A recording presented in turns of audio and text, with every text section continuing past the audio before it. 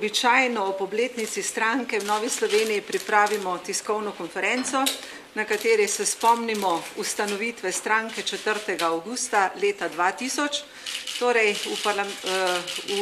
na političnem prostoru smo 12 let, v tem času smo bili v opoziciji, vladna stranka, sedaj smo drugič vladna stranka in seveda žalostno obdobje, ko smo bili zunaj parlamentarna stranka.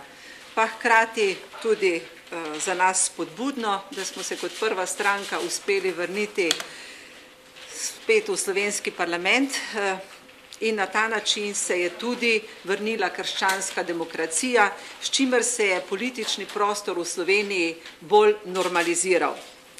V prihodnjih letih smo si zadali nalogo, da stranko okrepimo. Po dosedanjih anketah se vidi, da stranka drži trdno pozicijo, celo rahlo raste, oziroma da je možnost, da se v prihodnjih letih okrepimo tudi do 10%, če bo pa več, bomo pa seveda z veseljem to tudi sprejeli. V Novi Sloveniji imamo mlado delovno ekipo, tako na tajništvo, tako v poslanski skupini, 4 aktivne poslance, 2 ministra in menimo, da smo konstruktivni člen koalicije.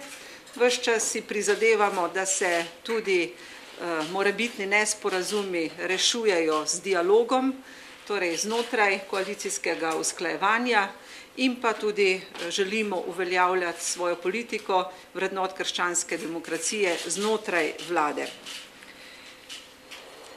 Eden od razlogov, zakaj so se znižale bonitetne ocene Sloveniji, je gotovo tudi ta, da je politika v Sloveniji zelo ali pa nenormalno neenotna za te čase.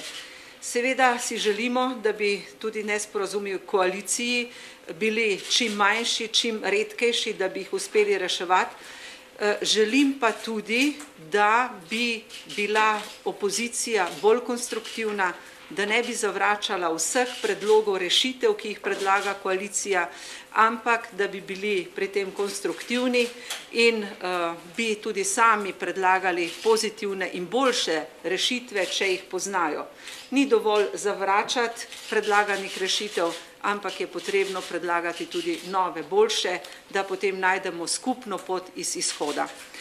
In ker smo dajali slabe znake, kar se tiče fiskalnega pravila, zaradi tega so se nam bonitetne ocene poslabšale. Tudi želeli smo, da se to uredi še pred parlamentarnimi počitnicami, torej da vsi postopki tečejo, da čim prej zapišemo to v ustavo. To je tudi, torej Nova Slovenija se strinja s tem, da se fiskalno pravilo zapiše v ustavo. Žal pa opozicija ni soglašala s tem, kar je pravzaprav v preteklosti obljubljala, da bomo to skupaj zapisali v ustavo. S tem smo dali slabe znake in zato so se nam bonitetne ocene tudi poslabšale. Zato je še toliko bolj potrebno, da v jeseni združimo moči, najdemo dobre rešitve za vse te probleme, za fiskalno pravilo, kot tudi za proračun za prihodnji 2 leti, za holding, za sanacijo bank, tako da delovne skupine, ki so bile za to ustanovljene, intenzivno delajo in v Novi Sloveniji pri tem konstruktivno sodelujemo in seveda si želimo, da bi ti sestanki obrodili tudi konkretne sadove za Slovenijo. Seveda je pa potrebno tudi, da sprejmemo vrsto ukrepov za spodbudo gospodarstvo, zmanjšanje birokratskih ovir in pa tudi, da spremenimo delovno-pravno zakonodajo in pri tem močno upam, da bodo sindikati, delodajalci in delojemalci združili svoje moči, da bo politika lahko sprejela ustrezne ukrepe.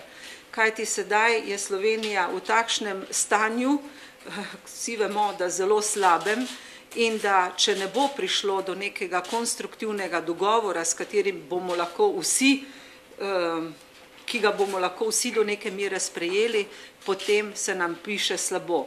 In trdno verjamem, da se v Sloveniji čedalje bolj zavedamo tega problema in da bomo tudi v prihodnosti se pogovarjali na bolj konstruktiven način in našli tudi ustrezne rešitve. Torej, večje poenotenje koalicije, politike nasploh in pa tudi gospodarstva in vseh partnerjev, ki sodelujejo pri socialnem sporazumu. V Novi Sloveniji si bomo tudi prizadevali, da bo ves čas potekal dialog znotraj koalicije in pa tudi, da se bodo našli krivci za nastale težave, da bodo odgovarjali za to, kajti vemo, da še vedno nismo našli oziroma ne odgovarjajo vsi tisti, ki so banke pripeljali v takšno stanje za svoje odločitve, in zato si bomo prizadevali, da bomo našli odgovorne za to in da bodo tudi ustrezno odgovarjali za svoja dejanja. Kajti vsi tisti, ki so pripeljali Slovenijo v to stanje, so neodkriti, po drugi strani pa vso težo pa nosimo državljani Slovenije za to situacijo. Še vedno sem optimistična in menim, da je v Sloveniji toliko volje in razuma, da bomo sami izpeljali Slovenijo iz krize, da ne bo potrebna denarna pomoč. Seveda, vkolikor ne bomo pametni, konstruktivni, se nam pa tudi to lahko zgodi. V Novi Sloveniji si bomo prizadevali, da bomo konstruktivni in zato tudi si prizadevamo za dialog, zato tudi probleme rešujemo znotraj koalicije in ne preko medijev in si bomo prizadevali, da bodo tudi druge stranke na ta način delovale v koaliciji.